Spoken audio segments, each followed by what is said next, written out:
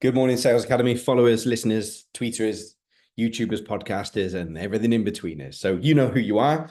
And today we're talking about a subject which I'm actually bypassing you, the business owner, for a change. And I'm going to talk to your partner. So this one is for your partners. And this comes off the back of one of our new clients, and their partner actually asked whether or not we do support for business owners' partners in terms of how do they support them.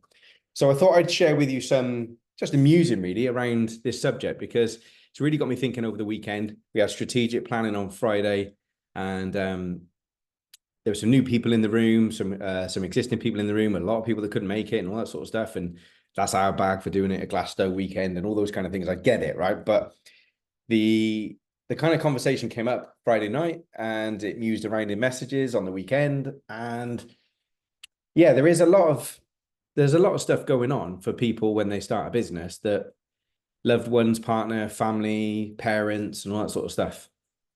They're not always the best people to turn to, but at the same time, they don't also know how best to support us. All right. So with a loving heart, this goes out to them. And I'm going to share with you a personal story from a good friend of mine, a late friend of mine, the late, great Donald Melrose. One of the biggest hearts and most brilliant minds I've ever had the pleasure of knowing. A fantastic business mind, a fantastic engineering mind, and a beautiful, beautiful human being. A friend for many, many years. And his wife, is a friend, is part of Sales Academy. We do collaborations together in terms of coaching and leadership stuff. And many, many years ago, Em was a corporate leader. So I'm going to tell you a little story. Em was a corporate leader in a big firm, and she got to a level in terms of her training, her knowledge, her experience, where she was, the only way to kind of describe it was kind of global leader level. That was probably the easiest way of explaining it, global leader level. So some big stuff there. Her husband was an engineering brilliance, used to decommission Trident nuclear warheads. God knows how many MOD patents after his name and stuff. Been coaching small businesses as well as developing large businesses for years. And I remember him phoning me, and he was like, Em's looking at doing this Reiki stuff.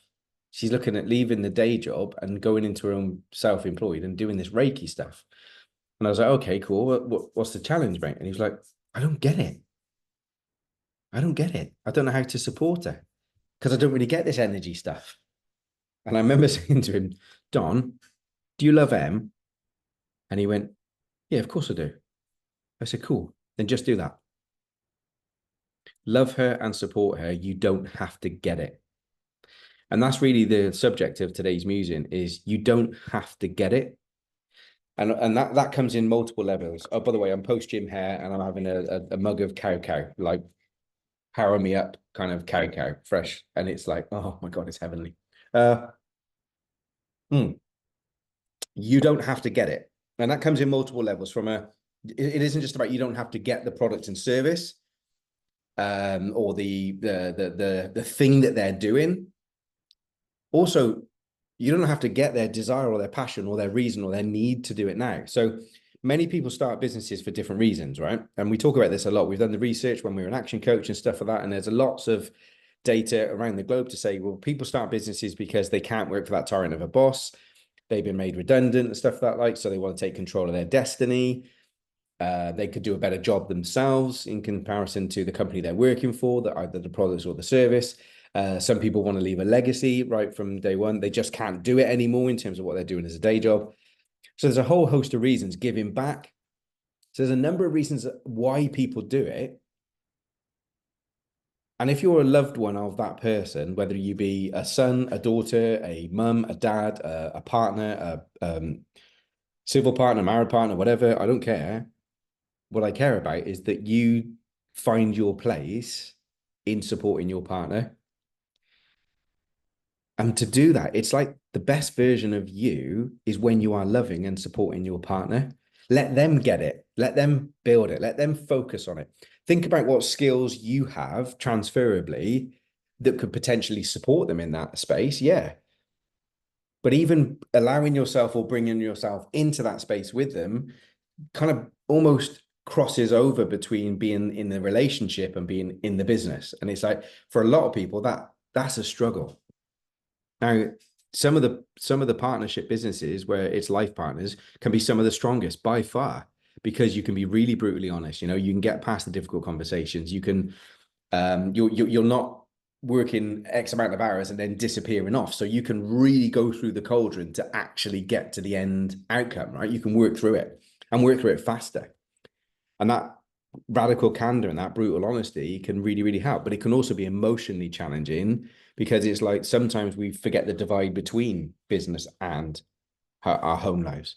So it's one of the things that Beck and I work looking at in terms of our future plans and what we want to do together and the retreat and stuff that we want to build, where people come to us. But this next period of time for us is working more and more together with clients, which we're doing now in small businesses, but in corporate clients as well, and bringing the whole of the human being aspect to it in terms of leadership, well-being, nourishment and support, energy, all of that combining together. And us doing that together is also a test for us to be able to work together and build it. And it's effortless. I love it. I absolutely love working with her. She's a fantastic coach. She's a fantastic educator and facilitator. And she's got a brilliant business mind and just a brilliant people mind. So it's a real pleasure. But we've chalked some lines between us in terms of, our Mondays are our Mondays and we don't negotiate on that stuff. So we've built some boundaries that keep us healthy in that work and separation balance. But one of the things is Bex is a doctor and she did a PhD in gut biome and all that sort of stuff. So what she doesn't know about the inside workings of a human being isn't worth knowing. Now, I don't need to know all that. I trust that Becca knows all that. I 100% back her and believe that when things are going on in terms of sometimes funny moods, behaviors, all that sort of stuff, there's actually a lot of stuff going on internally. And some of that can be just down to how we're fueling ourselves, how we're sleeping or not, how we're fueling ourselves or not, what kind of things we're putting inside that are having a reaction, because the size of this brain, the gut brain, is massive. And there's so many complications that can come from it. But I don't need to get that because Becca does. What I need to do is love, trust, and support her to be the very best version, to back herself, to have those conversations, to ask those questions, to dig in, because that's really where her brilliance lies. Do you see it? So can I support her in terms of marketing? Can I support her in terms of business challenges and kind of infrastructure and where her time's being spent and all that sort of stuff? Yeah, of course I can. I still coach Becca. She's still a paying client of Sales Academy because her business requires that focus and accountability and everything else. And she's absolutely consistent as heck. But she has the accountability with Wendy every week. She has the coaching sessions with me every month. And it's like, those things are important to be able to separate out and go, okay, where are you at? Where are you going? What's the plan? How's this fit? Right, let's go a little bit further out. Let's go even further out. Let's come back down to the next 12 weeks. All of that is beautiful, but she's open and receptive to it. And we are in that mode of coach and coachee, not husband and wife at that point.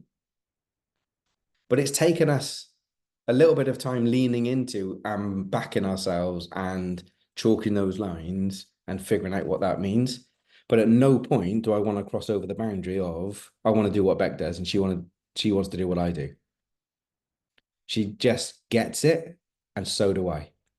And I think that's the biggest starting point for most people, most partners of anyone going self-employed, is don't try and intellectualize it. Don't try and put it into a logical or rational. Just emotionally be there for them and be that rock, support them, challenge them, poke them in an accountability point of view, help hold the mirror up a little bit from an accountability to see where some of their gaps might be, but champion them, be their cheerleader, right? Because it's a lonely, lonely place being in business. We don't know what we don't know, and we don't have anyone over our shoulder, and we don't have anyone any boss or any line management picking up the phone and going or coming and having a conversation with us or doing a accompaniment and going, hey, when you said this, it really works. When you said that, that caused a problem. None of that's happening. So we're in this lonely, isolated place, and we don't know whether we're doing enough or not. Sometimes then that results in us working God knows how many hours because we think we should because of self-employed. So how do you do that without being the nag, right? How do you do that without being the negative Nelly? How do you do that without being the person that is trying to pop their balloon? And if all you're doing is coming from an angle of, jab, jab, jab, criticize, criticize, criticize. I just challenge your thinking, your emotional state, your belief system. How much of that is an insecurity in you, and how much of that is real guidance and support for the person that you are loving and supporting? Just think about that for a moment. I hear this a lot. People saying, "Oh my God, I couldn't do what you do. Oh my God, I'm not a very good sales. Oh my God, well, no, I could never run my own business." But we project this stuff unconsciously. So if something in you is about stability, and there's a real need for stability, go back to Maslow's hierarchy of needs, right? If he knew there is a real need for stability, and yet your partner goes, "I'm going to go self-employed," that's not guaranteed. That's going to wobble you. So just be mindful about, is it something in you that you're feeling challenged by emotionally that you're not necessarily processing for you? And actually, as a human being, it's easier to project our fears, our insecurities onto what other people are doing to try and grasp onto that safety again. Does that make sense? I certainly hope it does. So all I'm going to challenge you to do is go back to basics. Love and support the person you are with. Ask them wholeheartedly, brutally, honestly, what support do they need from you? How can I help? How can I help you? Be that person. How can I help? And just remember that question. Right? Be the listener, not the solver, not the problem solver, not the fixer. All right. So many times we just need a sounding board. It's right there, right? We need a sounding board. We need someone to just hear us, not solve it. And that's why in relationships, it can get tough, because are we ever switching off as a self-employed person? Are we ever kind of putting that down? And it's like, if we're having conversations around the dining table or a pillow talk and stuff like that, because we've got things going on in our head, we've got to create habits that are healthy habits. If we look at it sensibly, when we worked 40 hours a week in somebody's business, we had structure. When we put structure into our self-employment, we get more productive. But when we don't know what we don't know, and we're trying to get something off the ground, and we're trying to wear every single hat that's required in business, finance, marketing, sales, systemization and process, people, providers, suppliers, all that sort, we're trying to do everything, but it's easy to fall into the trap of not doing anything very well. And that outside viewpoint that you can have as a partner is vitally important. It always comes down to, how is that administered? How is that administered? So do it from heart. How would you feel being on the receiving end of it? How would you want to be treated? How would you want that question to be asked? How would you want that feedback given? Understand your partner. How would they want to receive it? What time of the day? What day of the week? How open are they when things are going on and this, that, and the other? But can you agree?